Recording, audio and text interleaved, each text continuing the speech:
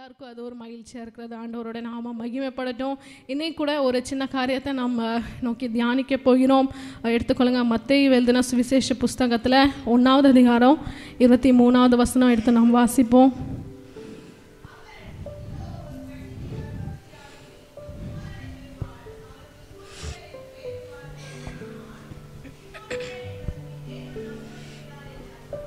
ஆமென். Emmanuel என்பதற்கு தேவன் நம்மோடு இருக்கிறார் என்று அர்த்தம். ஆமென். எல்லாரும் சொல்வோமா? இந்த வரியை சொல்வோம். இம்மானுவேல் என்பதற்கு தேவன் நம்மோடு இருக்கிறார் என்று அர்த்தமாம். இன்னொரு விசை வாசிங்க. இம்மானுவேல் என்பதற்கு தேவன் நம்மோடு இருக்கிறார் என்று அர்த்தமாம். ஸோ இந்த நீங்கள் காலைவேளையில் பார்த்தீங்கன்னா இந்த தேவன் நம்மோடு இருக்கிறார் இந்த தலைப்பு கீழே நம்ம பார்க்க போகிறோம். ஒரு சில காரியங்கள் நான் சொல்லுறேன். இம்மானுவேல் அப்படின்னு சொன்னாலே உங்களுக்கு ஞாபகம் வருகிற காரியம் என்னது? நம்ம வாசித்தது போல் ஆண்டவராக இயேசு கிறிஸ்து இந்த பூமியில் பிறக்கும்போது என்னன்னா, அவங்களோட தாயாகிய மரியாள் அவங்க என்ன செய்கிறாங்கன்னா, யோசேப்பு கூட நிச்சயமாக மட்டும்தான் படுறாங்க. அவங்களுக்கு மேரேஜ் இன்னும் ஆகலை, திருமணம் ஆகலை. ஆனால் பரிசுத்த ஆவியினாலே அவங்களுக்கு குழந்தை பாக்கியம் கிடைக்கிது. அப்போது யோசேப் என்ன சொல்கிறாருன்னா, அவர் ஒரு நீதிமான். அவர் யோசிக்கிறாரு, இந்த சமுதாயத்தில் இன்னும் திருமணம் ஆகாமல் அவங்க கர்ப்பவதியாக இருக்கா சொல்லி நம்ம அவமானமாயிருவோமே அப்படின்னு சொல்லி என்ன போட்டிருக்கேன்னா, ரகசியமாய் அவளை தள்ளிவிட்ட நினைத்தாள் அப்படின்னு சொல்லி போட்டிருக்கு. அந்நேரத்தில் தான் ஆண்டவர் என்ன செய்கிறான்னா, தூதனை அனுப்பி யோசேப்புக்கு ஒரு தரிசனத்தை கொடுக்கிறார். என்ன தரிசனம்னா, உனக்கு பிறக்க போகிற ஒரு குழந்தை அவர் பேர் நீங்கள் இயேசுன்னு வைங்க. ஜனங்கள் அவரை என்னன்னு சொல்லி கூப்பிடுவாங்கன்னா, இம்மானுவேல் என்று பேரிடுவார்கள் அப்படின்னு சொல்லி. இம்மானுவேல் என்பதற்கு என்ன அர்த்தம்? தேவன் நம்மோடு இருக்கிறார் என்ற அர்த்தம். ஸோ இதுதான் காரியம். ஆண்டவராக இயேசு கிறிஸ்து பிறக்கிறதுக்கு முன்பாகவே அவங்களோட பெற்றோர்களுக்கு ஆண்டவராக இயேசு கிறிஸ்து என்ன ஒரு பேர் கொடுத்தானா, இயேசு என்ற பேர் கொடுத்தார். அதே மாதிரி இம்மானுவேல் அப்படின்னு சொல்லி இந்த ஒரு பாயை, இந்த ஒரு பேபியை, இந்த குழந்தைய எல்லாரும் சொல்லுவாங்கன்னு சொல்லி ஆண்டவராக இயேசு கிறிஸ்து சொல்லுகிறார். தூதர்கள் சொல்லுகிறாங்க. அப்போ பார்த்தீங்கன்னா நம்ம தேவன் எப்படிப்பட்ட தேவனாக இருக்கிறார்? நம்மோட இருக்கிற தேவன். எத்தனை பேர் விசுவாசிக்கிறீங்க? ஹல்லேலூயா. எனக்கு தெரிஞ்சு வேற எந்த ஒரு மதத்திலும் எந்த ஒரு காரியத்தில் இந்த மாதிரி ஒரு இதே கிடையாது. இந்த சாமி நம்ம கூட இருக்கிற இந்த சாமி இது அங்கே இங்கே என்ன செய்கிறாங்கன்னா, துணை துணை துணை அப்படின்னு போடுறாங்க. ஆட்டோவில் பார்த்தானா ஒரு இது போட்டு துணை, இது போட்டு துணைன்னு சொல்கிறாங்க. ஆனால் நீங்கள் பார்த்தீங்கன்னா அவங்க எல்லாம் என்ன செய்கிறாங்க, வீட்டில் இருந்து அவங்களோட அமைப்புகள் இருந்தாலும் அவங்க என்ன செய்கிறாங்கன்னா, ஒரு ஏதோ அதுக்குன்னே உண்டாயிருக்கிற கோயில்களாக இருக்கட்டும், மலை உச்சியில் போய் என்ன செய்கிறாங்க, அங்கே போய் பணிவிட செய்கிறாங்க. இத்தனை படி ஏறி போகணும், அப்போ தான் என்ன செய்ய முடியும், தரிசிக்க முடியும். அதை செய்தியிலலாம் போடுறாங்க. தரிசனம் பண்ணுறதுக்கு தரிசிக்க எவ்வளோ பேர் கூட்டமாக வந்திருக்காங்க, ஆனால் மழை பெஞ்சிச்சு விடலை அப்படி இப்படின்னு சொல்லி. ஸோ மித்த காரியங்களில் நம்ம பார்த்தோன்னா, கடவுள்கள் தேவர்களுக்கு என்னென்னா ஏதோ ஒரு இடத்துல இருக்காங்க, நம்ம அவங்கள பார்க்கணும், இல்லை அவர் நம்ம எங்களை பார்க்கணுன்னா என்ன செய்யணும், ஜனங்கள்னா அவர்கிட்ட போகணும். எத்தனை படியாக இருந்தாலும் சரி, எவ்வளோ தூரமாக இருந்தாலும் சரி, நாங்கள் கடலை கூட என்ன செய்வோம், தாண்டி போவோம் அவரை பார்க்குறதுக்கு. ஆனால் நம்ம தேவன் அப்படிப்பட்ட தேவன் அல்ல. அவர் பிறக்கிறதுக்கு முன்பாகவே ஆண்டவராக இயேசு கிறிஸ்துவை பற்றி என்ன சொல்லியிருக்கு? அவர் நம்மோடு இருக்கிற தேவன். ஹல்லேலூயா. ஆமே. நம்ம இந்த காரியத்தை நாம் விசுவாசிக்கும் போது அவர் என்ன செய்ய வல்லவராக இருக்கிறான்னா, நம்மோடு இருக்க அவர் வல்லவராக இருக்கிறதுனால நம்ம ஒரு சில காரியங்களை நாம் பார்க்க போகிறோம். வேதத்தில் ஆண்டவராக இயேசு கிறிஸ்து, அதாவது தேவன் நிறைய நபர்களோட இருந்திருக்கார். தாவீதோட, ஆபிரகாம் கூட, ஈசா கூட, அந்த மாதிரி நிறைய பேர் கூட, நிறைய நபர்கள் கூட தேவன் இருந்திருக்காங்க. அதில் ஒரு நபர் பற்றி மட்டும் நம்ம இன்னைக்கு தியானிக்க போகிறோம். அதாவது யாருன்னா யோசேப் பற்றி நம்ம தியானிக்க போகிறோம். ஏன்னா யோசேப்போட வாழ்க்கையில் நீங்கள் பார்த்தீங்கன்னா கிட்டத்தட்ட 4-5 வசனம் அப்படியே போட்டிருக்கு. என்னன்னா, கர்த்தர் யோசேப்போடு இருந்தார்னு சொல்லி நம்ம வாசிப்போம். ஒரு 4 வசனம் நான் சொல்கிறேன், ஒருத்தர் நீங்கள் எடுத்துக்கொள்ளுங்கள். ஆதியாகமம் 39வது அதிகாரத்தில் 2வது வசனம் ஒருத்தர் எடுத்துக்கொள்ளுங்க. ஆதியாகமம் 39:2, அப்புறம் 39 3வது வசனம் எடுத்துக்கொள்ளுங்கள். 39வது அதிகாரத்தில் 21வது வசனமும் 23வது வசனம். ஃபஸ்ட்டு நம்ம 39ல் 2வது வசனம் யாராவது சத்தத்தோட வாசிங்க.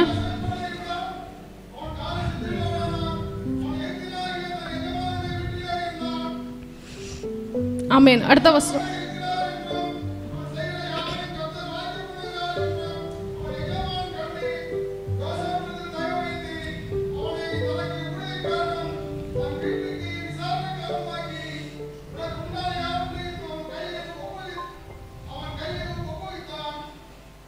ஆமென். 21வது வசனம்.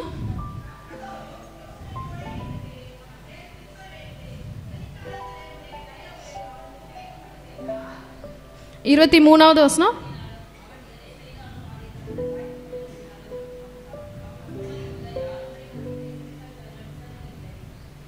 ஆமென் ஆமென் ஹல்லேலூயா ஆமென். 2வது வசனத்துல பாத்தீங்கன்னா கர்த்தர் யோசேப்போடு இருந்தார் அப்படின்னு போட்டிருக்கு. அதே மாதிரி 3வது வசனத்துல கர்த்தர் அவனோடு இருக்கிறார் என்றும் அப்படின்னு போட்டிருக்கு. 23வது வசனத்தை பாருங்க, கர்த்தர் அவனோடு இருந்தபடியினாலும் அப்படின்னு போட்டிருக்கு.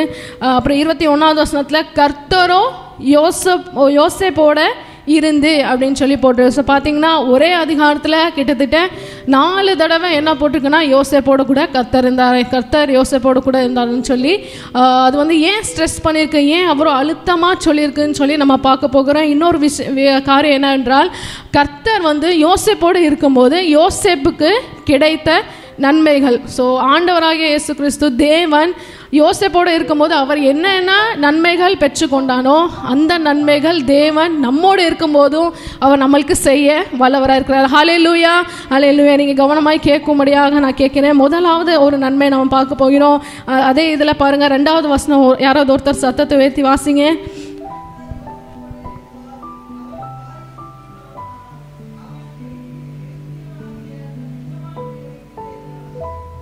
ஆமென். கர்த்தர் யோசேப்போடு இருந்தார், அவன் காரிய சித்தி உள்ளவன் ஆனான். எல்லாரும் சேர்ந்து வாசிப்போமா? இது மட்டும். கர்த்தர் யோசேப்போடு இருந்தார், அவன் காரிய சித்தி உள்ளவன் ஆனான். ஹல்லேலூயா ஆமென். தேவன் வந்து தருகிறதான முதல் நன்மை என்னது அப்படின்னா, அவர் நம்ம கூட இருக்கும்போது நம்ம எப்படிப்பட்ட ஒரு நபராய் மாறுவோம் என்றால் காரிய சித்தி உள்ள ஒரு நபராய் நம்ம மாறுவோம். ஹல்லேலூயா ஆமென். நீங்கள் நினைக்கலாம் என்னடா காரிய சித்தின்னு சொல்லி ஏதோ பெரிய ஒரு வார்த்தையாக இருக்குது புரியல அப்படின்னு சொன்னால், நீங்கள் இங்கிலீஷ் பைபிளில் என்ன போட்டிருக்கு அப்படின்னா ப்ராஸ்பர்ன்னு போட்டிருக்கு. He prospered, God was with him and he prospered அப்படின்னு சொல்லி போட்டிருக்கு.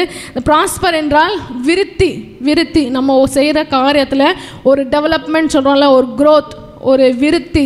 ஸோ அந்த ஒரு காரியத்தை தேவன் யாரோட வாழ்க்கையில் செய்தார்னா யோசேப்போட வாழ்க்கையில் செய்தார்.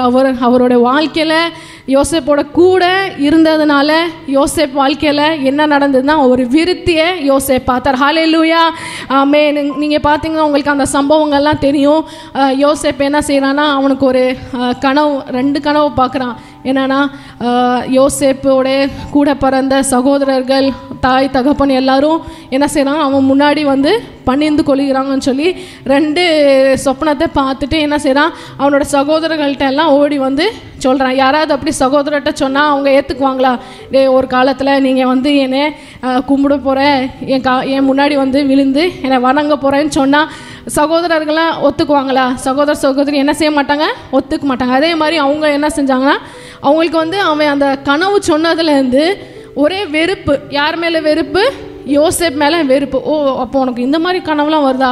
அப்போ நீ இதை இப்படியெல்லாம் நினச்சிட்டு இருக்கியா? நாங்கள்லாம் உன் முன்னாடி வந்து உன்னை வணங்குவோம், உன்னை சேவிப்போம் அப்படின்னு சொல்லிலாம் நீ நினைக்கிறேன்னு சொல்லி அவனை என்ன செய்கிறாங்கன்னா ஒரு நாள் தூக்கி குழிக்குள்ளே போட்டுடுறாங்க. தூக்கி குழிக்குள்ளே போடும்போது ஆண்டவர் என்ன செய்கிறாருன்னா சூழ்நிலைகளை மாற்றி ஒருத்தர் கூட கையில் வந்து, அதாவது எகிப்தில் இருக்கிற ஒருத்தர் கீழே ஒரு அடிமையாய் ஒரு ஸ்லேவாக வந்து விற்கப்படுகிறான். ஸோ நீங்கள் பார்த்தீங்கன்னா அவரோட வாழ்க்கையில் நீங்கள் பார்த்தீங்கன்னா ஸ்லோவாக நீங்கள் அந்த சம்பவங்களை பார்க்கும்போது அவன் ஃபஸ்ட்டு எங்கே இருக்கிறான், ஒரு வீடில் இருக்கிறான். அடுத்து அவன் எங்கே போடப்படுறான், குழிக்குள்ளே போடப்படுறான். குழியிலேருந்து யார் வீட்டுக்கு போகிறான், போத்திபாரோட வீட்டுக்கு. ஒரு எகிப்தியன் ஒரு போத்திபாரோட வீட்டுக்கு போகிறான். அங்கேருந்து சிறைச்சாலையில் அவனை தூக்கி போடுறாங்க. அவன் வந்து செஞ்ச தப்பு அப்படின்னு சொல்லி அவனை வந்து குற்றப்படுத்தி சிறைச்சாலைக்குள்ளே போடுறாங்க. சிறைச்சாலையிலேருந்து அவன் அடுத்து எங்கே போகிறான், அரண்மனைக்கு போகிறான். ஹல்லேலூயா. அதுதான் அவனோட வாழ்க்கையில் தேவன் கொடுத்த ஒரு விருத்தி. அதே மாதிரி தான் தேவன் நம்மோடு இருக்கும்போது அவர் சொன்னார்ல, இம்மானுவேல், தேவன் நம்மோடு இருக்கிறார். அந்த வசனத்தின்படி, அந்த காரியத்தின்படி அவர் நம்ம கூட இருக்கும்போது எப்படி யோசேப்பை தேவன் அந்த குழியிலேருந்து எடுத்து அரண்மனைக்குள்ளே கூட்டிகிட்டு போனாரோ, அதே மாதிரி தேவன் நம்ம வாழ்க்கையில் இருக்கும்போது நம்மளையும் அடிமைத்தனத்திலேருந்து எடுத்து, குழியின் அனுபவங்கள்லேருந்து எடுத்து எங்கே கூட்டிகிட்டு போக வல்லவராக இருக்கிறாருன்னா அரண்மனை வாழ்க்கையில் கூட்டிகிட்டு போக வல்லவராக இருக்கிறார். ஹல்லேலூயா ஆமென். அப்படிப்பட்ட ஒரு விருத்தி, அப்படிப்பட்ட ஒரு ப்ராஸ்பெரிட்டியை தேவன் நம்மளுக்கு கொடுக்க வல்லவராக இருக்கிறார். ஹல்லேலூயா, ஆமென். யோசேப்போட கூட ஆண்டவர் இருந்ததுனால அப்படிப்பட்ட ஒரு விருத்தி யாருமே பாருங்க நினச்சிருக்க மாட்டாங்க. இவன் வந்து குழியில் விழுந்ததுக்கு அப்புறம், குழியில் போடப்பட்டதுக்கு அப்புறம் அவனோட நிறைய வருடங்கள் ஆயிடுச்சு. அந்த ஜனங்களுக்கு, அதாவது அவனோட சகோதரருக்கு என்ன இல்லை, ஐடியா இல்லை, அவன் அடுத்து எங்கேயோ செத்து கிடப்பான், எங்கேயோ அடிமையாக இருந்துப்பான் அப்படின்னு சொல்லி. கடைசியில் நீங்கள் அந்த சம்பவங்கள்லாம் முடிவில் நீங்கள் பார்த்தீங்கன்னா அவங்க தான் என்ன செய்கிறாங்க, போய் யோசேப்கிட்ட போய் பஞ்ச நாட்களில் போய் சாப்பாடு கேட்க வணங்கி வந்து நிற்கிறாங்க. அப்படிப்பட்ட ஒரு உயர்வை, ஒரு விருத்தியை தேவன் என்ன செய்தார், யோசேப்போட வாழ்க்கையில் கொடுத்தார். அதே மாதிரி தான் தேவன் நம்ம வாழ்க்கையில் இருக்கும்போது நம்ம குடும்பத்தில் ஒரு விருத்தியை தேவன் கொடுக்க வல்லவராக இருக்கு. எத்தனை பேர் விசுவாசிக்கிற சத்தத்தை உயர்த்தி சொல்லுங்க ஹல்லேலூயா, ஆமென். நம்மளுக்கு விருத்தியை கொடுப்பார், நம்ம குடும்பத்தில் ஒரு விருத்தி அடைய செய்வார். அதே மாதிரி நம்ம செய்கிற வேலையில் என்ன செய்வார்னா ஒரு விருத்தியை தேவன் கொடுப்பார். ரெண்டாவதாக நம்ம பார்க்க போகிறோம். அதிலே 3வது வசனம் நீங்கள் எடுத்து வாசிங்க, 39:3.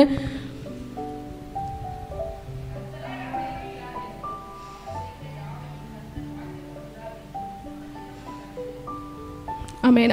23வது வசனம்.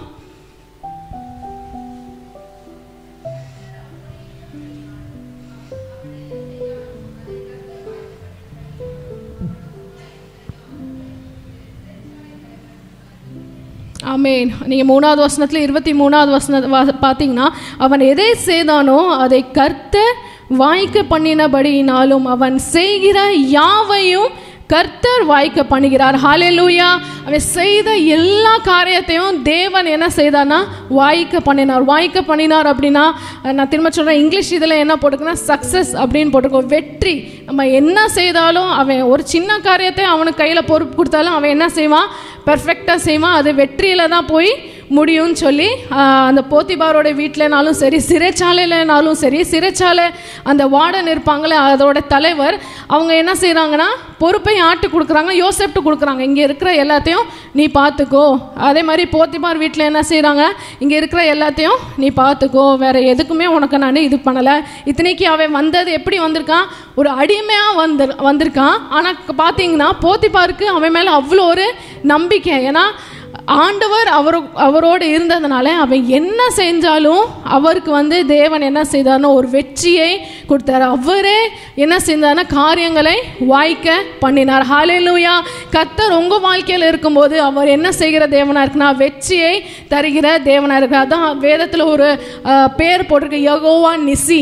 நிசின்னு சொல்லி சொன்னால் அவர் நம்மளுக்கு வெற்றியை தருகிற ஒரு தேவனாக இருக்கிறார். நம்ம இந்த உலகத்தில் நம்ம நினைக்கலாம், நம்ம செய்கிற மாதிரி, நம்ம யோசிக்கிற மாதிரி, நம்மளுக்கு ஏதுவாக நம்ம போகும்போது, நம்ம நினச்சபடி நம்ம போகும்போது ஏதோ ஒரு வெற்றி கிடைக்கும்.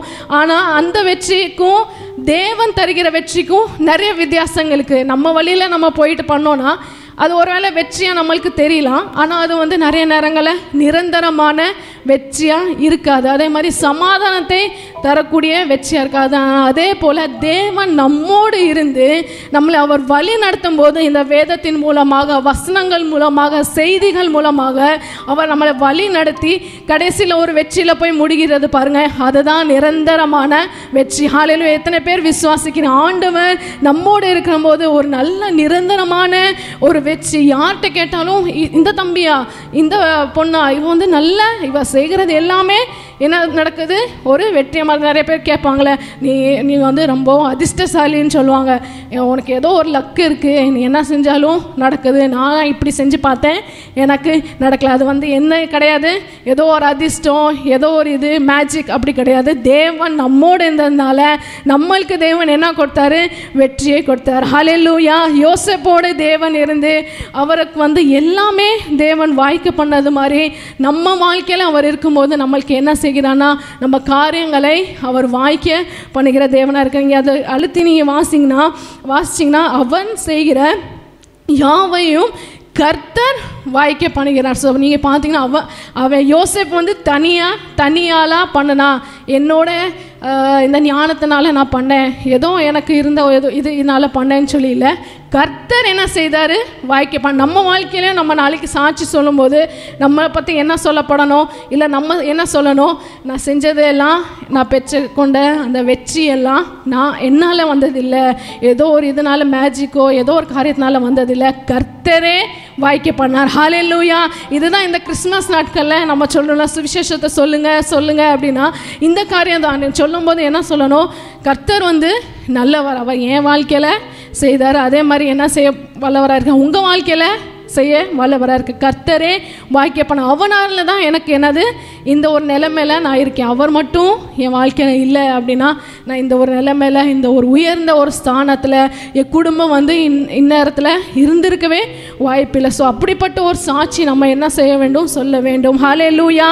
ஆமென். முதலாவது நம்ம என்ன காரியத்தை பார்த்தோம், ஆண்டவர் யோசேப்போடு இருந்தபடியான அவங்களுக்கு என்ன கிடைத்தது, காரிய சித்தி உள்ளவான காரிய சித்தி, ஒரு விருத்தியை தேவன் கொடுத்தார். அடுத்ததாங்க நம்ம பார்த்தோம், தேவன் அவனுடைய காரியங்களை வாய்க்க பண்ணினார். ஹல்லேலூயா. ஆமென். அடுத்ததாக நம்ம பார்ப்போம் மூணாவது காரியம், ஆதியாகமம் 39 4வது வசனம் எடுத்து வாசிங்க. ஆதியாகமம் 39 4.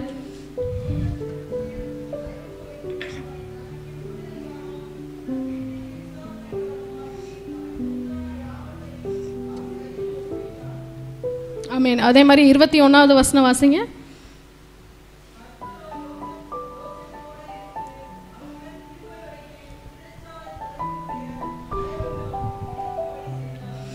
ஆமென்.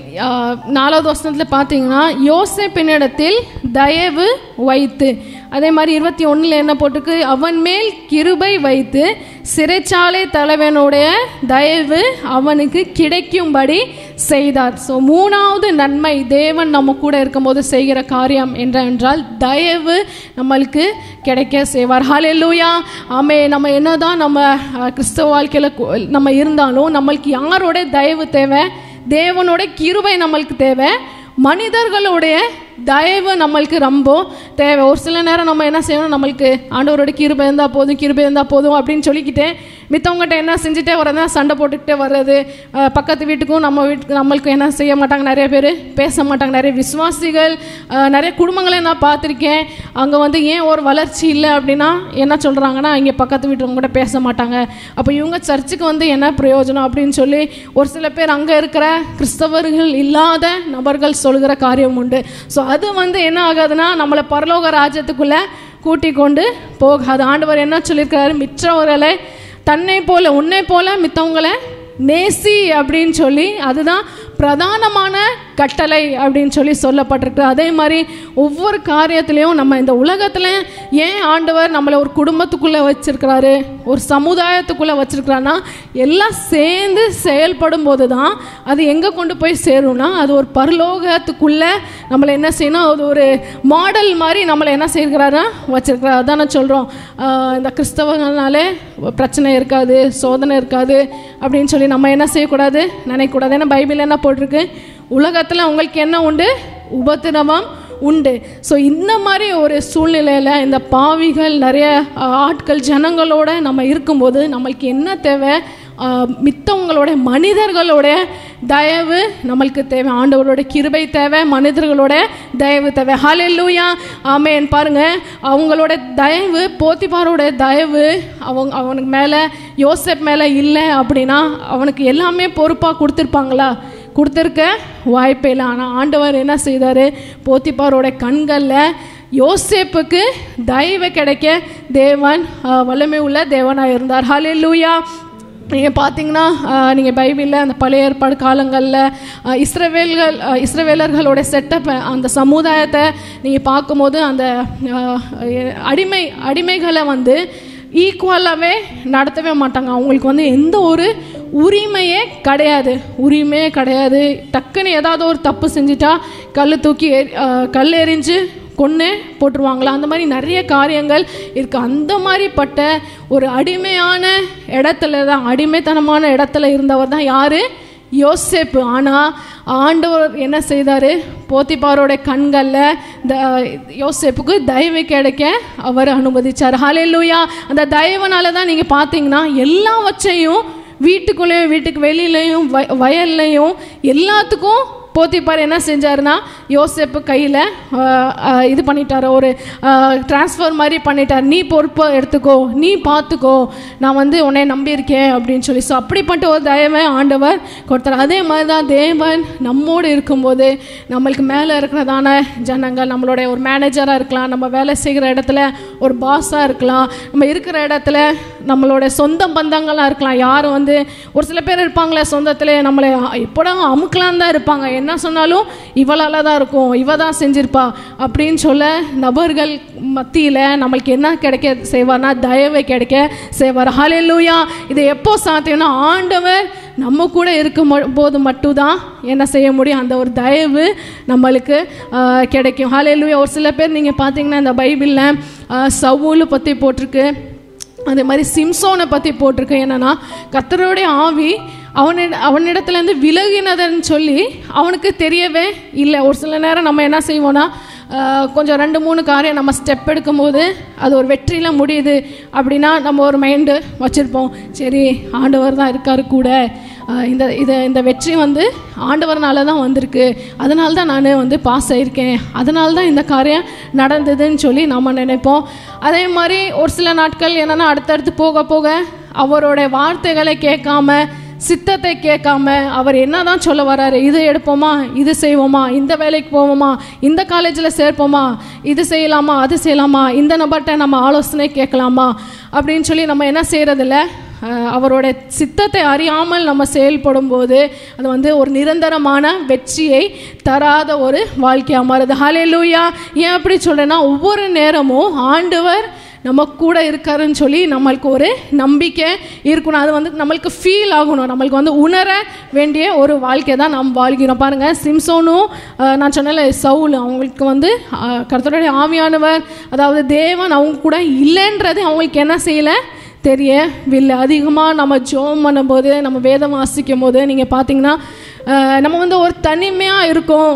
இந்த உலகத்தில் ஏதோ தனியாக இருக்கிற மாதிரி ஒரு ஃபீலிங்கே, ஒரு உணர்வே நம்மளுக்கு என்ன செய்யாது, இருக்காது. ஏதோ ஒன்று நம்மளை தாங்குது, ஏதோ வந்து எனக்கு ஒரு பெரிய அஸ்திபாரமாக இருக்குது, ஏதோ என் கூடயே வர்ற மாதிரி தெரியுது, ஏதோ என் கூடவே இருக்கிற மாதிரி தெரியுது. அந்த ஒரு உணர்வை, அந்த ஒரு காரியத்தை, ஒரு தைரியத்தை தேவன் என்ன செய்வார்னா நம்மளுக்கு தருவார். ஹல்லேலூயா.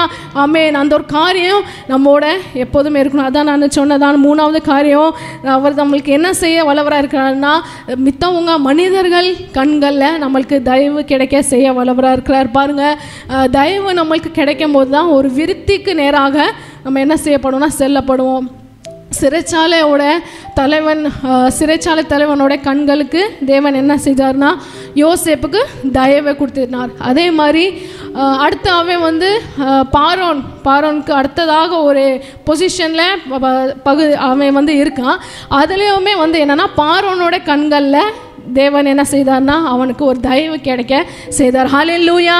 நீங்கள் பார்த்தீங்கன்னா பார்வோன் என்ன சொல்கிறாரு, இந்த ராஜ்யத்தில் இதை வந்து ஆளுகிற செய்கிற அந்த இதில் மட்டும்தான் நான் மித்தபடி இது எல்லாமே உன் கையில் தான் இருக்குது, நீ என்ன செய்ய நினைக்கிறோமோ நீ அதே மாதிரி செய், இந்த எகிப்தியர்களை நீ நடத்துன்னு சொல்லி சொல்கிற அளவுக்கு தேவன் என்ன செய்கிறான்னா ஒரு தயவை தேவன் மனிதர்களோட கண்களில், ராஜாக்களோட கண்களில் தேவன் கொடுக்கிறார். அதே மாதிரி தான் இந்த நாட்களையும் தேவன் நம்மோட வாழ்க்கையில் இருக்கும்போது நம்ம நினைக்கலாம், என்ன அவங்க வந்து நம்மகிட்ட பேசவே மாட்டேன்றாங்க, கலந்துக்கவே மாட்டேன்றாங்க, அவங்க மட்டும் இந்த ஃபைலை வந்து இது பண்ணிட்டாங்க அப்படின்னா எனக்கு வந்து கவர்மெண்ட் வேலை கிடைக்க வாய்ப்பு இருக்குது, அவங்க மட்டும் கொஞ்சம் மனசிறங்கிட்டாங்கன்னா நான் வந்து இந்த காரியத்தில் நான் பாஸ் ஆக வாய்ப்பு இருக்குது அப்படின்னு சொல்லி சொல்கிறோம். ஆனால் நம்ம உணர்றது இல்லை, தேவன் நம்மோட இல்லை, தேவன் நம்மோடு இருக்கும்போது அவர் என்ன செய்வார்னா அந்த மனிதர்களோட கண்களில் தயவு கிடைக்க செய்கிறார். ஹல்லேலூயா.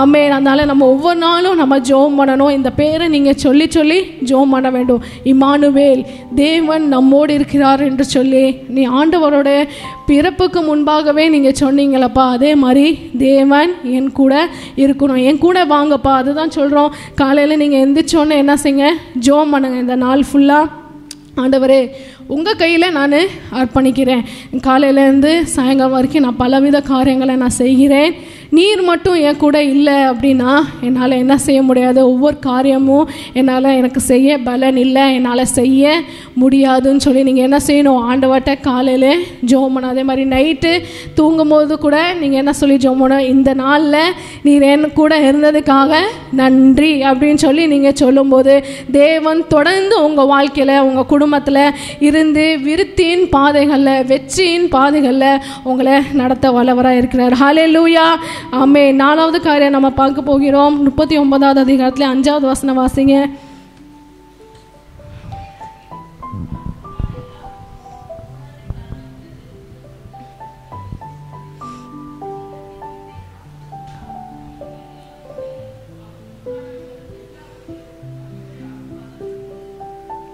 ஆமென். கர்த்தர் யோசேப்பின் நிமித்தம் அந்த எகிப்தியன் வீட்டை ஆசீர்வதித்தார். எல்லாரும் வாசிங்க, இந்த வரி மட்டும் வாசிங்க. கர்த்தர் யோசேப்பின் நிமித்தம் அந்த எகிப்தியன் வீட்டை ஆசீர்வதித்தான். ஸோ 4வது காரியம், தேவன் நம்மோடு இருக்கும்போது அவர் செய்கிறதான ஒரு பெரிய நன்மை என்னன்னா, நம்ம நிமித்தம் மித்தவங்க என்ன செய்யப்படுவாங்கன்னா ஆசீர்வதிக்கப்படுவாங்க. ஹல்லேலூயா. பாருங்க, யோசேப்புக்கு ஆண்டவரை தெரியும், ஆனால் போத்திபாருக்கு என்ன செய்யாது, ஆண்டவரை பற்றி தெரியாது. அவனுக்கு ஆண்டவர் பற்றி அவன் யூதன் கிடையாது. அவங்க எகிப்தில் இருக்கிறதான ஒரு ஜனம். அவங்களுக்குனே தனி தேவர்கள் இருக்குது. அவங்க வணங்குற கடவுள்கள் ஆயிரக்கணக்கான கடவுள்கள் இருக்காங்க. ஆனால் நீங்கள் பார்த்தீங்கன்னா வேதம் என்ன சொல்லுகிறது, அந்த கடவுள்களால் இல்லை, போத்திபார் வணங்குற, கண்டிப்பாக போத்திபாரோட வீட்டில் என்ன இருக்கும், இருந்திருக்கும். நம்ம இப்போ வசனம் போர்டு மாதிரி வச்சுருக்கோம்ல, அதே மாதிரி போத்திபார் என்ன வச்சுருப்பாரு, அவங்க சாமி, அவங்க கடவுளோட சிலைகள் வச்சிருக்க வாய்ப்பு இருக்குது, அதை சம்மந்தப்பட்ட காரியங்கள் வச்சிருக்கிற வாய்ப்பு இருக்குது. ஆனால் வேதம் என்ன சொல்லுது, ஆண்டவர் யோசேப்பின் நிமித்தம் அந்த வீட்டை ஆசீர்வதித்தான். ஹல்லேலூயா. எத்தனை பேர் விசுவாசிக்கிங்க, ஏன் நிமித்தம் தேவன் என் குடும்பத்தை ஆசீர்வதிக்க வல்லவராக இருக்கேன், ஏன் நிமித்தம் கூட தேவன் இந்த பகுதியை, நம்ம வசிக்கிற பகுதியை தேவன் ஆசீர்வதிக்க வல்லவராக இருக்கிற. பார்த்தீங்கன்னா அப்படிப்பட்ட ஒரு ஆசீர்வாதம் யாரோட இருந்ததுன்னா யோசேப்போடு வந்தது. அதே மாதிரி யோசேப் எங்கெல்லாம் போகிறானோ தேவன் அங்கே எல்லாம் ஒரு ஆசீர்வாதத்தை வைத்திருந்தார். அது நீங்கள் வேதத்தை பார்த்தீங்கன்னா ரொம்ப அழகாக சொல்லப்பட்டிருக்கு. இந்த போத்திபார் வீட்டில் மாத்திரம் அல்லாமல் அதுக்கடுத்து நீங்கள் பார்த்தீங்கன்னா அவன் பார்வோனுக்கு அடுத்து இருக்கும்போது இந்த உலகத்தில் பஞ்சம் வருது. உலக நாடு முழுவதும் ஒரு 3.5 வருடம் என்ன வருதுன்னா பஞ்ச நாட்கள் வருது. ஆனால் தேவன் என்ன செய்கிறாருன்னா, அந்த பஞ்ச நாட்கள் வர்றதுக்கு முன்பாகவே அந்த ராஜாவுக்கு சொப்னத்தை கொடுக்குற, ஒரு ட்ரீம் பார்க்க செய்கிறார். அந்த ராஜாவுக்கு அந்த சொப்னத்துக்கு அர்த்தம் தெரியல. யாராவது சொல்கிறீங்களா, சொல்கிறவங்களுக்கு நான் பரிசு கொடுப்பேன் அப்படி இப்படின்னு சொல்லும்போது நிறைய பேர் என்ன செய்கிறாங்கன்னா, இந்த மாதிரி யோசேப்பு இருக்காரு, அவனுக்கு சொப்னங்களோட அர்த்தம் சொல்ல தெரியும் அப்படின்னு சொல்லி யோசேப்பு வரும்போது என்ன சொல்கிறான்னா, இது வர நாட்களில் ஒரு நடக்க போகிற காரியத்தை தேவன் என்ன செஞ்சுருக்காருன்னா உங்களுக்கு சொப்பனமாக தேவன் கொடுத்துருக்காருன்னு சொல்லும்போது அவங்க என்ன செய்கிறாங்க, நம்புகிறாங்க. அதே மாதிரி தான் நடக்குது. தேவன் யோசேப்பு கொடுத்த ஞானத்தின் மீது அவன் என்ன செஞ்சான், 3.5 வருஷம் மிகுதியாக இருக்கும், அறுவடை நல்லா இருக்கும் அப்படின்னு சொல்லப்பட்டது. அதுக்கடுத்த 3.5 வருஷம் பஞ்சம் இருக்குன்னு சொல்லும்போது அவங்க என்ன செஞ்சாங்க, யோசேப்பு அந்த 3.5 வருஷம் மிகுதியாக இருக்குல்ல அறுவடை, அப்போவே என்ன செஞ்சாங்கன்னா அங்கே இங்கேருந்து எல்லாரையும் கொஞ்சம் கொஞ்சமாக அவங்க வயலில் வர காரியங்கள் எல்லாம் கலெக்ட் பண்ணிட்டு ஒரு இடத்துல ஸ்டோர் பண்ணிக்கிட்டே வந்தாங்க. அப்புறம் தான் என்ன செய்ய முடியும்னா, அடுத்த வர பஞ்ச வருஷத்தில் அதை வச்சு நம்ம என்ன செஞ்சதுன்னா மித்தவங்களை எல்லாரையும் நம்ம சாப்பாடு கொடுக்கலான்னு சொல்லி ஒரு நல்ல ஞானமான ஒரு யோசனை யாருக்கு வருது, யோசேப்புக்கு வருது. அதே மாதிரி தான் நீங்கள் பார்த்தீங்கன்னா பஞ்ச நாட்களில் உலகம் முழுவதுலேருந்து என்ன வந்தாங்கன்னா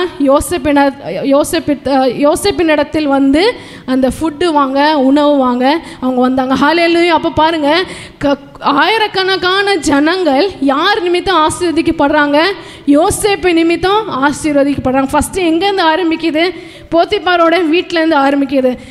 கர்த்தர் யோசேப்போடு இருந்ததுனால போத்திபாரோட குடும்பம் வீடு ஆசீர்வாதமாக இருந்தது. அடுத்து சிறைச்சாலை பாருங்கள். அடுத்த ஒரு அனுபவம் என்னது, அரண்மனை. அந்த அரண்மனை அந்த தேசத்திலேயே, அந்த தேசம் மட்டும் அல்லாமல் சுற்றி இருக்கிற தேசத்தில் இருந்தெல்லாம் ஜனங்கள் வந்து அந்த பஞ்ச நாட்களில் வந்து சாப்பாடுக்கு யார்கிட்ட தான் வந்தாங்க? யோசேப்புக்கிட்ட வந்தாங்க. அப்படிப்பட்ட ஒரு தேவன் நம்மோடு இருக்கிறார். ஹல்லேலூயா, ஆமென். நீங்கள் விசுவாசிக்கிறீங்களா? தேவன் என்னோடு இருக்கும்போது நான் மட்டும் இல்லை, என்னோட குடும்பமே ஆசீர்வாதமாக இருக்கும். என்னோட பகுதி, நான் வசிக்கிற பகுதி வந்து எப்படிப்பட்ட ஒரு பகுதியாக இருக்கும்? அந்த ஏரியாவே ஆண்டவரால் ஆசீர்வதிக்கப்பட்டிருக்கணும். இப்போ பார்த்தீங்கன்னா ஒரு சில நாட்களில் அந்த குடும்பத்தில் எங்கள் அம்மா சொல்லுவாங்க, ஒரு 3-4 பேர் இருக்காங்க, 3 பேர் ஜோம் பண்ணுறாங்க அப்படின்னா, ஒரு ஆள் ஜோம் பண்ணலை அப்படின்னா, ஏதாவது ஒன்று ஒரு தப்பான ஏதோ ஒரு இது நடந்துச்சுன்னா எங்கள் அம்மா என்ன சொல்லுவாங்க, அந்த ஜோம் பண்ணாத ஆள்னால தான் வந்துச்சு. நாங்கள் கூட நேற்று சொன்னோம்ல, ஜோம் பண்ண வா, குடும்ப ஜெபத்துக்கு வா, இது பண்ணு, நீ என்ன செய்யலை, தேடலை, ஒன்னால தான் என்னாச்சு, குடும்பத்துக்கே அந்த ஒரு இது வந்துச்சுன்னு சொல்லி ஒரு சின்ன காரியம் மாதிரி எங்களை இந்த ஜெபத்துக்குள்ளே நடத்துறதுக்காக சொல்லுகிற காரியம் இருக்குது. அதனால நீங்கள் பாருங்கள், நம்மளோட ஜெபம் என்ன செய்யணும்னா, நான் சொன்ன மாதிரி நம்மளோட ஜெபம் ஆண்டவர் நம்ம கூட இருக்கும்போது நம்மளே மட்டும் அல்லாமல் நம்ம குடும்பத்தை அவர் ஆசீர்வதிக்கிற ஒரு தேவனாக இருக்கிறார். ஹல்லேலூயா, ஆமென். எத்தனை பேர் விசுவாசிக்கிறீங்க? என் மூலமாக தேவன் என்னோட குடும்பத்தை ஆசீர்வதிப்பார், என் பகுதியை ஆசீர்வதிப்பார். கண்களை மூடி சொல்கிறீங்களா? கரங்களை வைத்து சொல்லுங்க, தேவனே என் நிமித்தமாய் என்னோட குடும்பத்தை நீர் ஆசீர்வதிப்பீராக, என் நிமித்தமாய் என் பகுதியை நீர் ஆசீர்வதிப்பீராக. ஹல்லேலூயா, ஆமென், ஆமென். அப்போது அந்த 4 காரியங்கள் என்னன்னு சொல்லுங்க பார்க்கலாம். முதல் காரியம் என்னது? தேவன் நம்மோடு இருக்கிறபோது நல்ல ஒரு விருத்தியை தருகிறார். ஹல்லேலூயா, ஆமென். அதே மாதிரி 2வது காரியம் என்னது? வெற்றியை தருகிறார். யோசேப்போட கூட இருந்து செய்கிற எல்லாவற்றிலும் கர்த்தரே வாய்க்க பண்ணினார் அப்படின்னு சொல்லி போட்டிருக்கு. அதே மாதிரி தான் 3வது காரியம் என்னது? தயவு கிடைக்க செய்கிறார். மனித தயவு நம்மளுக்கு என்னது? ரொம்ப ரொம்ப தேவை. ஸோ அந்த தயவு தேவன் எப்போ தருகிறார் அப்படின்னா, தேவன் நம்மோடு இருக்கும்போது. 4வது காரியம் என்னது?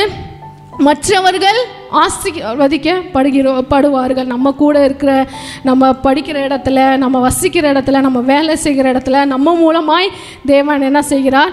மித்தவங்களுக்கு ஒரு ஆசீர்வாதத்தை தருகிறார். இந்த 4 நன்மைகள் எப்போ வரும்? தேவன் நம்மோடு இருக்கும்போது வரும். ஹல்லேலூயா, ஆமென். இப்போ நம்ம 2 காரியங்கள் பார்க்க போகிறோம். எப்போ தேவன் நம்மோடு இருப்பார், அதாவது நம்ம என்ன செய்தால் தேவன் நம்மோட இருக்க முடியும். ஏன்னா நம்ம அந்த ஆசீர்வாதத்தெல்லாம் பார்த்துட்டோம்.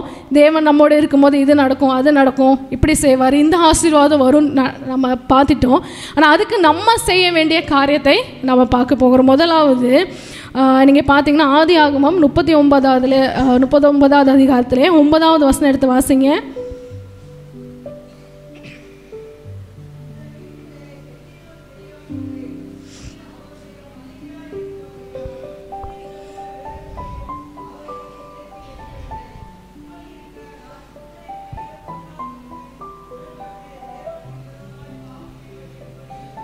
ஆமென்.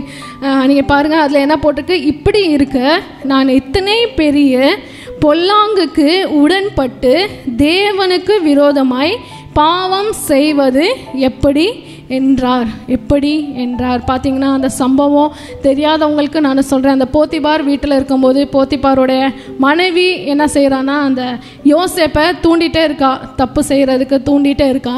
அந்த நேரத்தில் தான் அவன் என்ன சொல்கிறான், யோசேப்பு என்ன சொல்கிறான்?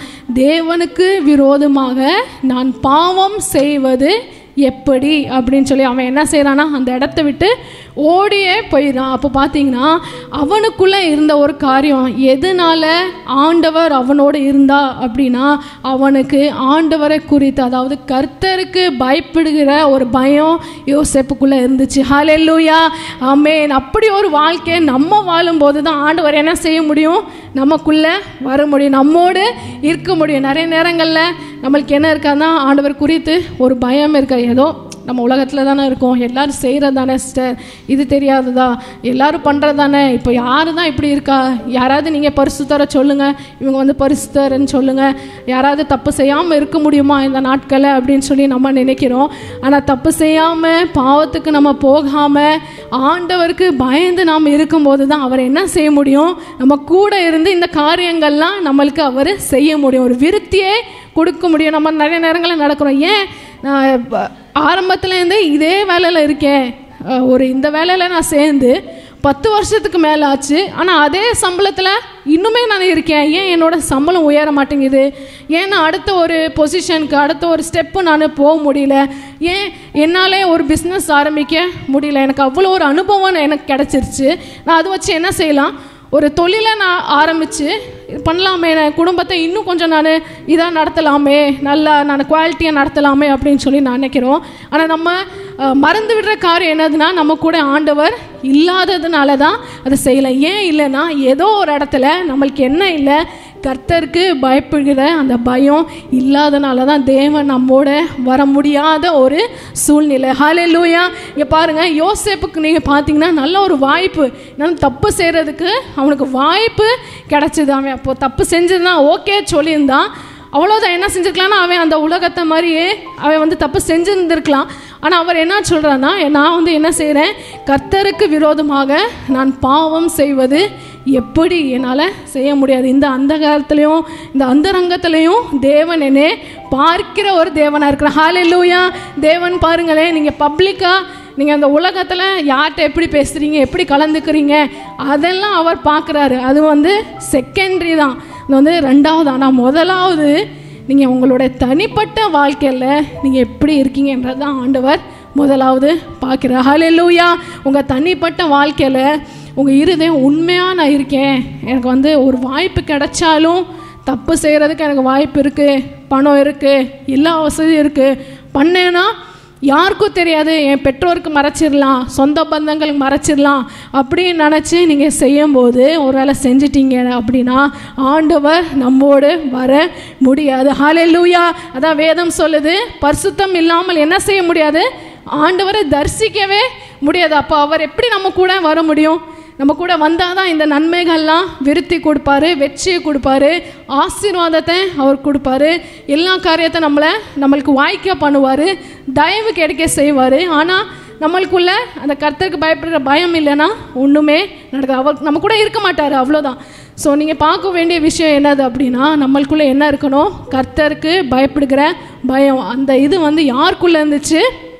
யோசேப்புக்குள்ளே இருந்து. அவங்களோட பெற்றோர்கள் அவனை அப்படி வளர்த்தாங்களா, இல்லை அவனுக்கு அப்படி ஒரு கிருபை இருந்துச்சான்னு தெரியல. ஆனால் பாருங்கள், அழகா அவன் சொல்கிறான், அந்த பொண்ணுகிட்ட சொல்கிறான், தேவனுக்கு விரோதமாய் பாவம் செய்வது எப்படி அப்படின்னு சொல்லி அவன் சொல்கிறான். ஸோ யோசேப்புக்கு எப்படி ஆண்டவர் குறித்து, ஒரு கர்த்தரை குறித்து ஒரு பயப்படுகிற பயம் இருந்துச்சோ அதே மாதிரி தான் நம்மளுக்குள்ளே இருக்க வேண்டும். ஹல்லேலூயா.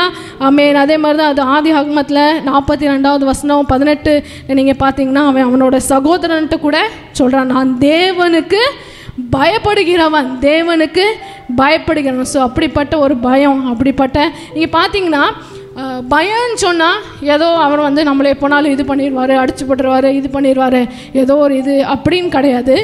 பயம், கர்த்தருக்கு பயப்படுகிற பயம் அப்படின்னா அவர் எப்போவுமே நம்மளை பார்த்துட்டே இருக்காரு. அந்த ஒரு உணர்வு தான் என்னது, கர்த்தருக்கு பயப்படுகிற பயம். சொல்லுங்கள், கர்த்தருக்கு பயப்படுகிற பயம். அதான் நாங்கள் யூத் மீட்டிங்கில் எல்லாம் சொல்லும் போது இந்த காரியத்தை தான் என்ன செய்வோம், யூத்ஸ்கிட்ட சொல்லுவோம், நீ தனிமையாக இருக்கிறது தேவன் பார்ப்பார், தனிமையில் நீ ஃபோனில் பார்க்குற காரியங்கள், நீ யோசிக்கிற காரியங்கள் வச்சு தேவன் என்ன தீர்மானிப்பார், நீ பரலோகத்துக்கு வர்றியா இல்லையான்னு சொல்லி. நம்ம என்ன செய்யலாம், எல்லா ஜப கூட்டத்துக்கு நம்ம வரலாம், எல்லா ஜபமும் நம்ம செய்யலாம், டெய்லி நம்ம வீட்டில் ஜபம் இருக்கலாம், டெய்லி வேத வாசிப்பு இருக்கலாம். ஆனால் நம்மளுடைய உள்ளம் சரியா இல்லை, ஏதோ நம்ம செஞ்சுக்கலாம், ஆண்டவர் பார்க்காத ஒரு தெய்வம் அப்படின்னு சொல்லி நினைக்கும் போது என்ன பண்ணிடுவோம், நம்ம பாவம் செய்கிற ஒரு நபராக மாறிடும். ஸோ அப்படிப்பட்ட நம்ம நபராக இருந்தோம்னா தேவன் நம்ம கூட என்ன செய்ய மாட்டார், இருக்க முடியாது. ஹல்லேலூயா.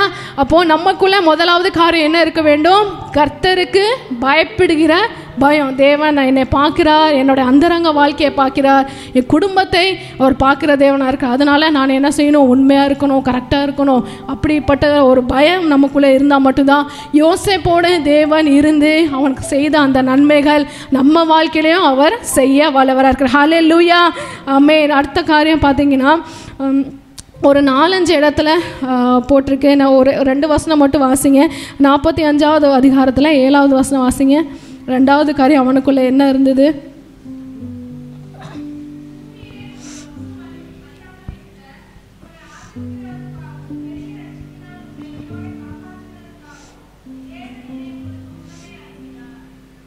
ஆமென். அடுத்த வசனம், ஆதலால்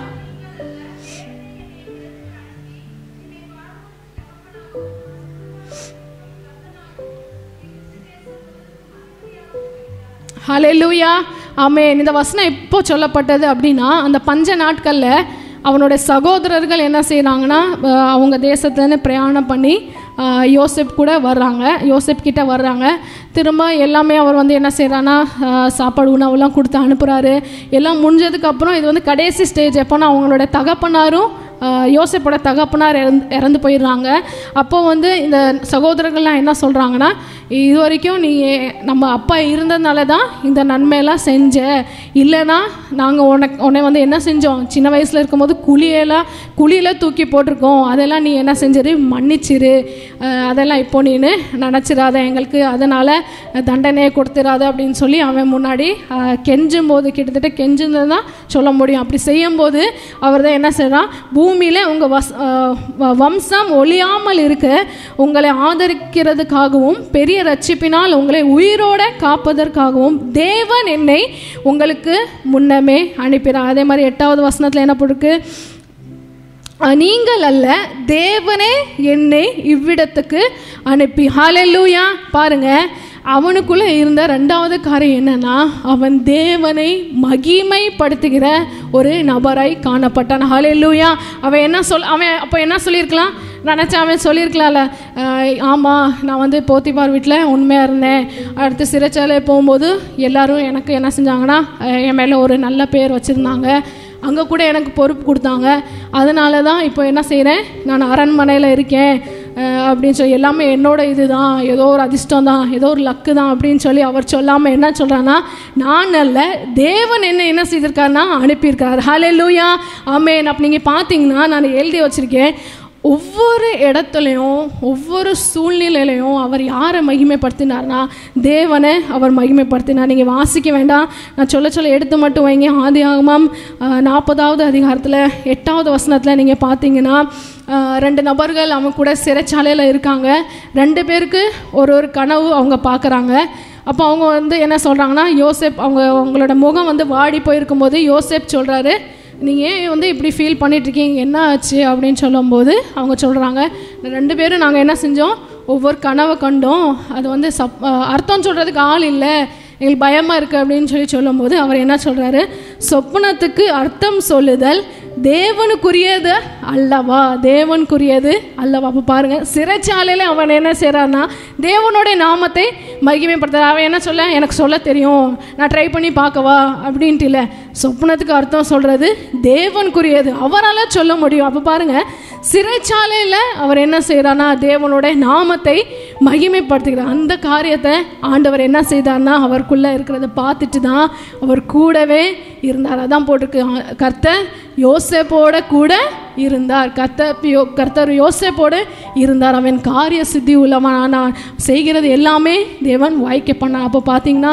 சொன்னது போல் 1வது காரியம் நம்மளுக்குள்ளே என்ன இருக்கணும், கர்த்தருக்கு பயப்படுகிற பயம் நம்மளுக்குள்ளே இருக்கும்போது தான் தேவன் என்ன செய்ய முடியும், நம்மோடு இருக்க முடியும், நம்மோடு அவர் பயணிக்க முடியும். அடுத்ததாக சொன்ன மாதிரி நம்ம ஆண்டவருடைய நாமத்தை ஒவ்வொரு இடங்கள்லையும் ஒவ்வொரு சூழ்நிலையிலையும் நம்ம என்ன செய்யணும்னா மகிமைப்படுத்தணும். இன்னொரு வசனம் பாருங்கள், 41வது அதிகாரத்தில் 25வது வசனத்துலேயும் அதே மாதிரி தான்.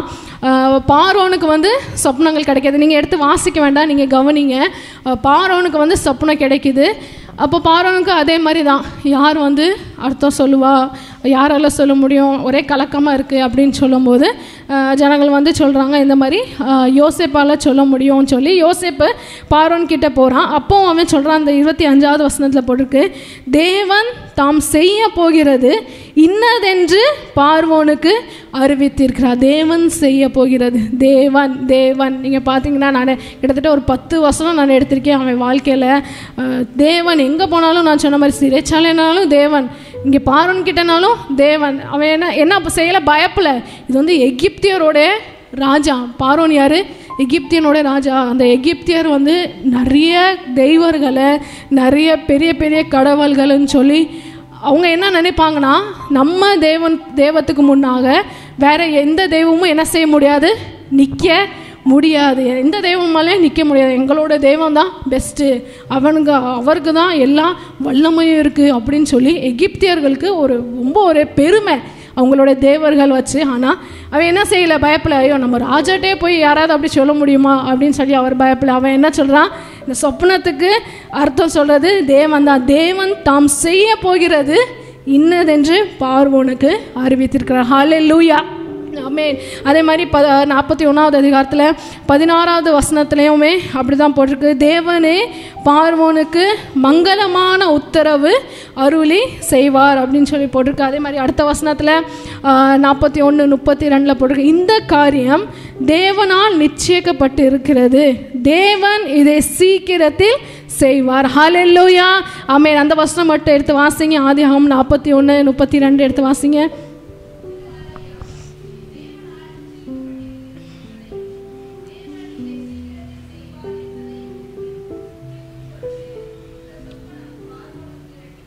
ஆமென். இந்த காரியம் தேவனால் நிச்சயிக்கப்பட்டிருக்கிறது, தேவன் இதை சீக்கிரத்தில் செய்வார். ஹல்லேலூயா, ஆமென். உங்களுக்கு புரியுதான்னு புரியலையான்னு தெரியல, பட் பாருங்க, ஒவ்வொரு நேரங்களையும் ஒவ்வொரு சூழ்நிலையிலையும் அவர் யார் அவனுக்கு முன்பாக வைத்தான், தேவன். சொப்னத்துக்கு அர்த்தம் வேணுமா, தேவன் தான் சொல்லுவார். என்ன நடக்க போகுதுன்னு தெரியணுமா, தேவன் சொல்ல தெரியும், தேவன் சொல்லுவார், தேவன் வெளிப்படுத்துவார். தேவனுக்கு விரோதமாக நான் பாவம் செய்வது எப்படி பாருங்க, ஒவ்வொரு நிமிடமும் அவருடைய மைண்டில் என்ன தான் ஓடிட்டுருக்கு, மனசில் என்ன தான் ஓடிட்டுருக்கு, ஆண்டவருடைய நாமத்தை மகிமைப்படுத்தணும். இங்கே சொல்லாமல் நான் போயிடக்கூடாது, அரண்மனையா யாருக்கும் நான் பயப்பட மாட்டேன், என்ன செய்வேன், ஆண்டவரோட நாமத்தை அறிவிப்பேன், சிறைச்சாலை ஆண்டவரோட நாமத்தை நான் அறிவிப்பேன்னு சொல்லி அவர் என்ன செய்கிறார்னா, எங்கே பார்த்தாலும் தேவனை அவன் கனப்படுத்தினார், தேவனுடைய நாமத்தை மகிமைப்படுத்தினதுனால தான் ஆண்டவர் அவனோடு இருந்து அவனுக்கு அவ்வளோ நன்மைகளை தேவன் செய்தார். ஹல்லேலூயா, ஆமென். இந்த நாட்களில் நம்மளுக்கும் அப்படிப்பட்ட ஒரு காரியம் என்ன செய்யணும், ஒவ்வொரு நேரம் நம்மளுக்கு மைண்டில் ஏதோ ஒரு வாய்ப்பு நம்மளுக்கு கிடைக்குதா, ஆண்டவரை பற்றி சொல்லணும், ஏதோ ஒரு வாய்ப்பு கிடைக்குதா, ஆண்டவர் குறித்து சாட்சி சொல்லணும், நம்ம வாழ்க்கையில் அவர் செய்த காரியங்களை சொல்லணும், ஆண்டவருடைய நாமத்தை மகிமைப்படுத்தணும். நிறைய நேரங்களில் நீங்கள் பார்த்தீங்கன்னா ஒரு சில தவறுனால அந்த சமுதாயத்தில் அந்த ஏரியாவில் என்ன ஆயிடுதுன்னா, இவன் வந்து கிறிஸ்டியன் தான், ஆனால் பாரு இப்படி செஞ்சிட்டான், கிறிஸ்டியனாக இருந்து இப்படி செய்யலாமா அப்படின்னு சொல்லி என்ன செய்கிறாங்கன்னா, ஜனங்களுக்குள்ள ஒரு பேச்சு இருக்குது. ஒரு ஸ்கூலில் ஒரு ஸ்டூடெண்ட், நம்ம கிறிஸ்தவ ஸ்டூடெண்ட்னா டீச்சருக்கு வந்து எப்போவுமே என்ன இருக்குன்னா, ஆண்டவர் அப்படிப்பட்ட ஒரு காரியத்தை என்ன செய்திருக்காரு, சமுதாயத்தில் கொடுத்துருக்கிறாரு, ஜனங்கள் மத்தியில் கொடுத்துருக்கு. கிறிஸ்தவர்கள்னாலே கரெக்டாக தான் இருப்பாங்க, உண்மை பேசுவாங்க, பொய் பேச மாட்டாங்க. நீங்கள் ஒரு எக்ஸாம்பிள் உங்கள் வாழ்க்கையிலே இல்லை நீங்கள் ஃப்ரெண்ட்ஸோட வாழ்க்கையில் நீங்கள் பார்த்தீங்கன்னா, ஒரு சின்ன பொய் சொல்லிட்டாலும் அவங்க என்ன சொல்லுவாங்க, இந்த என்னடா கிறிஸ்தவனாக இருந்துட்டு சர்ச்சுக்கு போகிறவடா, நீனு சர்ச்சுக்காக போவே, இப்படி பொய் பேசுறியே, பொய்யா வருதே அப்படின்னு சொல்லி சொல்கிற ஒரு காரியம் இருக்குது. அப்படின்னா எதுக்கு சொல்ல வரேன் அப்படின்னா, ஜனங்களுக்குள்ளே ஒரு நல்ல பேர் இருக்குது. அதை வச்சு நம்ம என்ன தெரிஞ்சுக்கலாம்னா, ஜனங்கள் என்ன செய்கிறான்னா அவங்களுக்கு கர்த்தருடைய மகிமை தெரியும். ஹல்லேலூயா, இந்த தேவன்கிட்ட, இயேசு என்ற தேவன்கிட்ட போகிறவங்க என்ன செய்ய மாட்டாங்க, பொய் சொல்ல மாட்டாங்க, தப்பாக நடந்துக்க மாட்டாங்க. ஒரு சிலர் நம்ம என்ன செய்யணும், நம்மளோட இந்த கெட்ட சாட்சினால் என்ன செய்யுது, அந்த காரியம் போய் விடுது, தேவனோட நாமம் மகிமைப்படாமல் போயிடுது. ஆனால் நம்ம யோசேப்பு மாதிரி ஒவ்வொரு நேரமும் ஆண்டவருடைய நாமத்தை நாம் மகிமைப்படுத்தும் போது, அவரை நம்ம முன்னாடி வச்சு உயர்த்தும் போது தேவன் என்ன செய்கிறார், நம்மோடு இருக்கிறார். ஹல்லேலூயா, ஆமென், ஹல்லேலூயா. அப்போ பாருங்கள், நான் சொன்னது போல் நம்மளுக்குள்ள தேவனுக்கு பயப்படுகிற ஒரு பயம் இருக்கும்போது தேவன் நம்மோடு கூட இருக்கிறார். அதே மாதிரி நம்ம வந்து ஒவ்வொரு இடத்துலையும் தேவனுடைய நாமத்தை மகிமைப்படுத்தும் போது தேவன் என்ன செய்கிறார், நம்மோடு இருக்கிற தேவனாக இருக்கிற. கடைசியாக ஒரே ஒரு வசனத்தை நம்ம வாசிப்போம். மார்க் எழுதின சுவிசேஷம் 18வது அதிகாரத்தில் 20வது வசனம் வாசிங்க.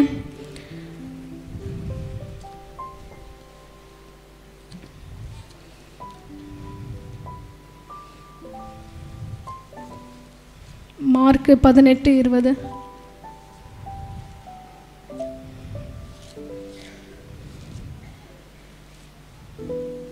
இல்லை, ஓகே,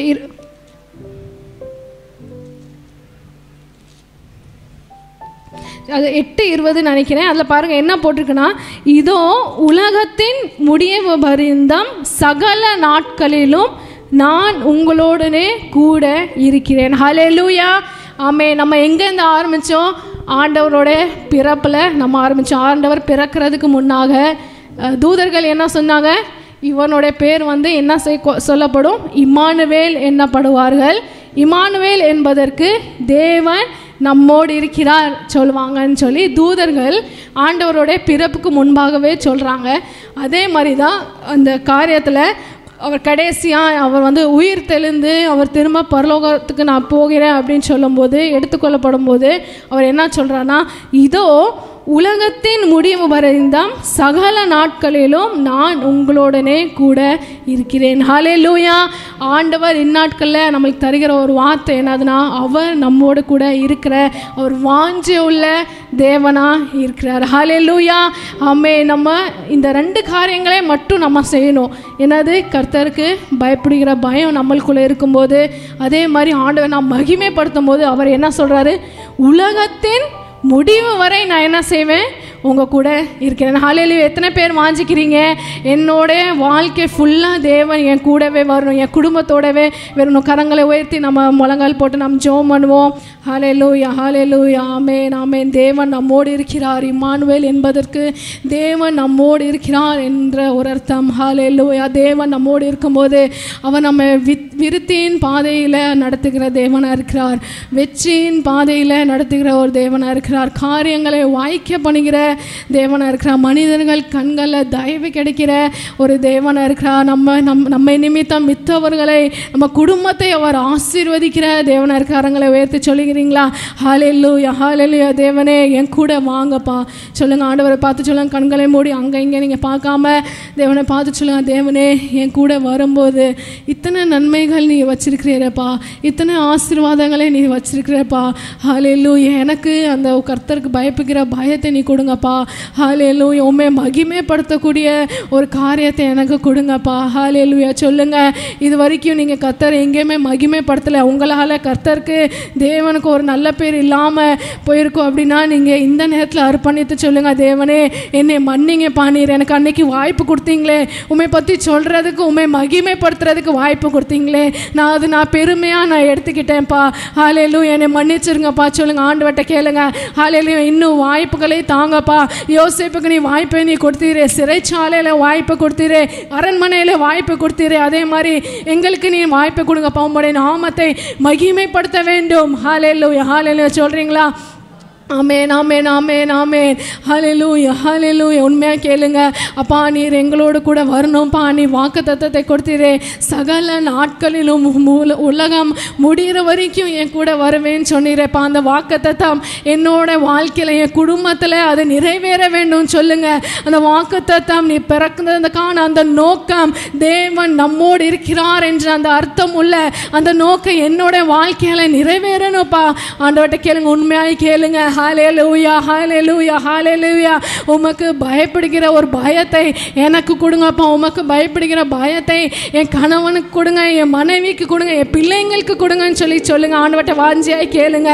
ஹல்லேலூயா, ஹல்லேலூயா, ஹல்லேலூயா. ஆமென், ஆமென். அந்தரங்கத்தை பார்க்கிறதான தேவனே அப்பா உம்மை நாங்கள் துதிக்கிறோம், துதிக்கிறோம். பரிசுத்தம் உள்ள வாழ்க்கை வாழ, உம்மோடு கூட பயணிக்கிறதான வாழ்க்கை வாழ அப்பா நீர் உதவி செய்வீராக, உதவி செய்வீராக. ஹல்லேலூயா, ஹல்லேலூயா, ஹல்லேலூயா, ஹல்லேலூயா. அப்பா எப்பவுமே நீர் எங்களோடு கூட இருக்கணும்ப்பா. நிரந்தரமான வெற்றியை நாங்கள் காண வேண்டும் அப்பா. நிரந்தரமான ஆசீர்வாதத்தை அப்பா எங்கள் குடும்பத்துக்குள்ள, எங்கள் வேலைகளில் ஆசீர்வாதத்தை நாங்கள் காண வேண்டும். ஹல்லேலூயா, ஹல்லேலூயா, ஹல்லேலூயா. ஆண்டவர்கிட்ட கேளுங்க, ஆண்டவர்கிட்ட கேளுங்க. ஆமென், ஆமென், ஆமென். இந்த கிறிஸ்துமஸ் நாட்களில் அர்ப்பணித்து நீங்கள் ஜெபம் பண்ணுங்க. தேவன் நம்மோடு இருக்கிறார் என்ற அந்த நோக்கம் நிறைவேற வேண்டும். ஹல்லேலூயா, ஹல்லேலூயா, ஹல்லேலூயா, ஹல்லேலூயா, ஹல்லேலூயா. ஆமென், ஆமென், ஆமென். ஏதும் இல்லை என்ற கவலை இல்லை, துணையாளர் என்னை விட்டு விலகவில்லை. ஏதும் இல்லை என்ற கவலை இல்லை, துணையாளர் என்னை விட்டு விலகவில்லை.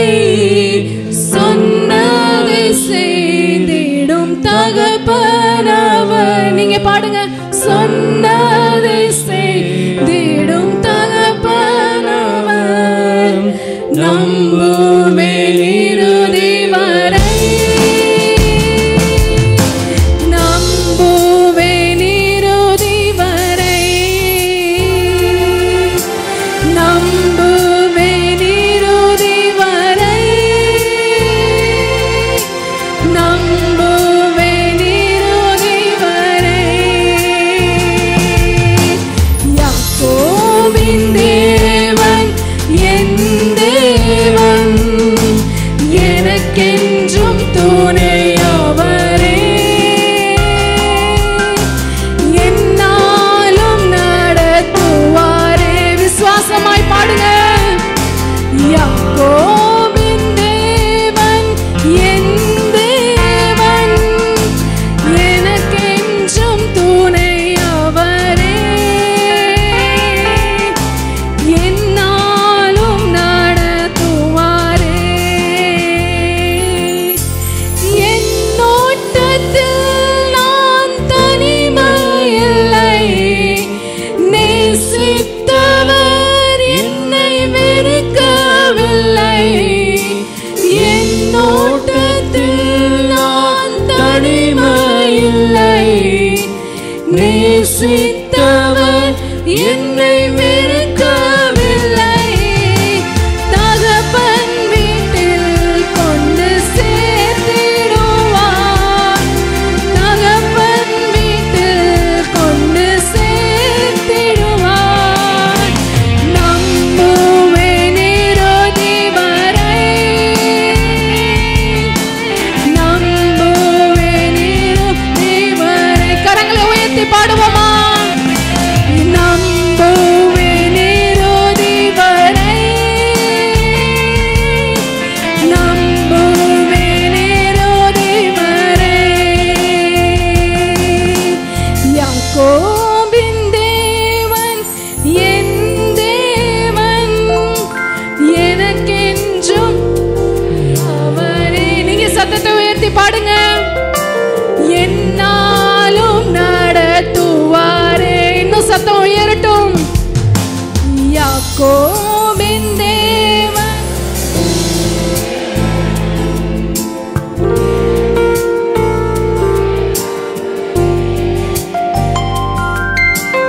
என்னாலும் நடத்துவாரே. உங்களுக்கு எல்லாம் ஒரு சந்தோஷமான ஒரு செய்தி, உங்களை மகிழ வைக்கிற ஒரு செய்தி. அதுக்காக நீங்க பல நாள் ஏங்கி கொண்டிருந்ததான ஒரு வார்த்தை. உங்க சந்தேகம் எல்லாம் இன்னைக்கு நிவர்த்தி பண்ணப்பட்ட ஒரு வார்த்தை.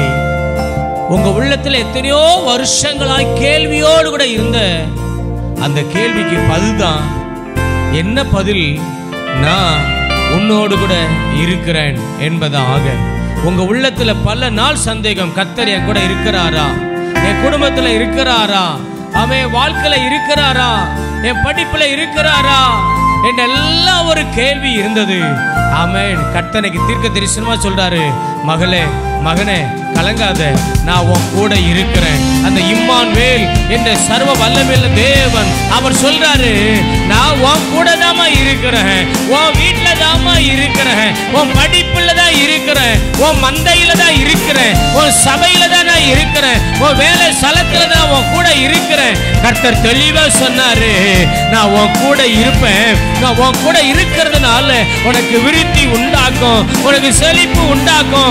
உன் கூட இருக்கிறதுனால உன்னை குறித்த ஒரு பயம் உண்டாக்கும். அவன் உன் கூட இருந்து நான் உனக்கு செய்ய போகிற காரியம் அது பயங்கரமா இருக்கும் என்று சொல்லி கர்த்தர் சொல்லி, ஓ பஞ்ச காலத்திலே போஷித்து உன் தேசத்துல உன் தலையை நான் உயர்த்தி உன்னை மேன்மைப்படுத்துவேன் சொல்லி நம்ம சொன்னாரு.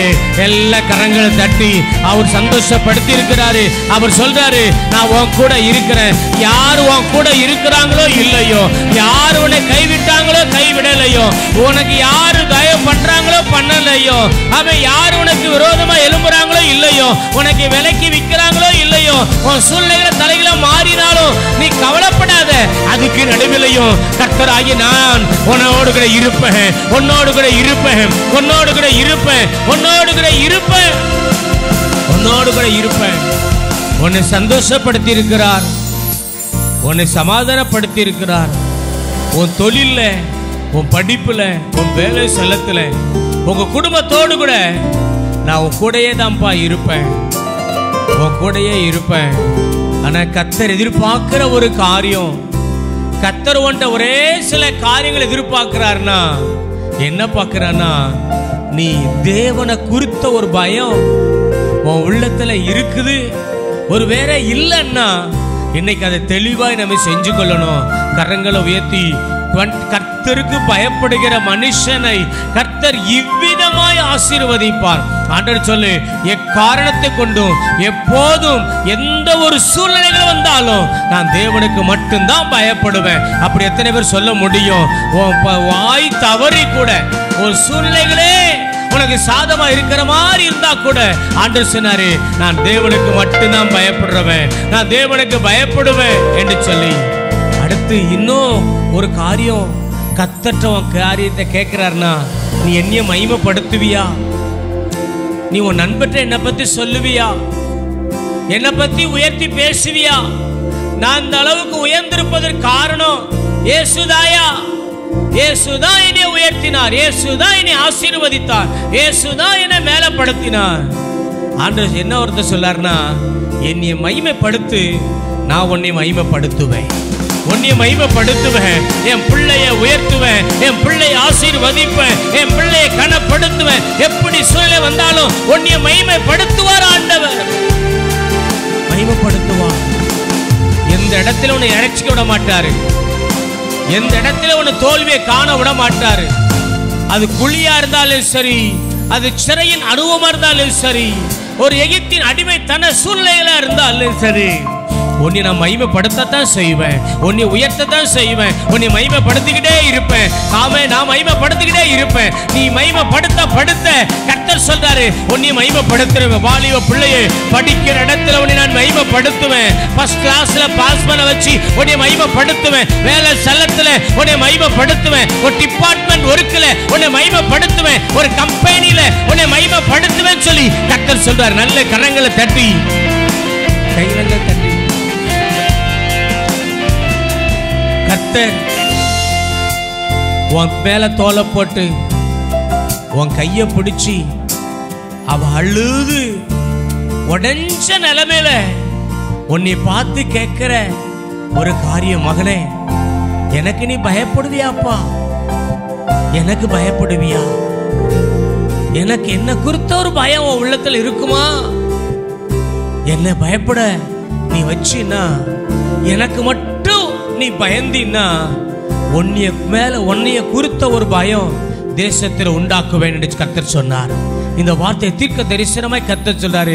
நீ எனக்கு பயந்தினா, உனக்கு பயப்படுகிற பயத்தை இந்த தேசம், இந்த அடிமை தேசத்தில் இருக்கிற எல்லா மக்களும், உன் சகோதரர்களும், உங்க பெற்றோரும், உன் கூட பிறந்தவங்களும் உன்னை குறித்து பயப்படுவாங்க, உன்னை குறித்து பயப்படுவாங்க.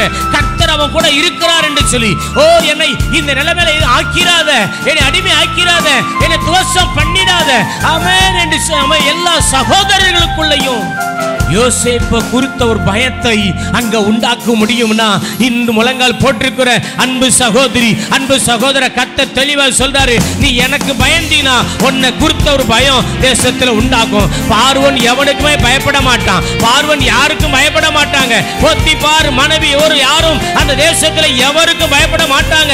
ஆனா ஒரு அடிமைக்கு பயப்படுகிற நிலைமையை என் தெய்வம் செய்ய முடியும்னா, இந்த கால வேளையில உன்னை குறித்த ஒரு பயம் உங்க தேசத்துல உண்டாகும், உன் வீட்டுக்குள்ள உண்டாகும், உங்க பிசினஸ்ல உண்டாகும். அது நீ செய்யணும்னா நீ தேவனுக்கு மட்டும் பயப்படணும். எக்காரணத்து கொண்டும் தேவனுக்கு எதிர்த்து நின்ற கூடாது. சூழ்நிலைகள் சாதகமாய் அமைகிறது மாதிரி கூட இருந்தாலும் நீ தேவனுக்கு பயப்படு. கர்த்தரை மகிமைப்படுத்த மடுத்த அந்நிய தேசத்திலையும் உன்னை கர்த்தர் மகிமைப்படுத்துவாரு, உன்னை மகிமை வைப்பார். எத்தனை விசுவாசிக்கிறீங்க?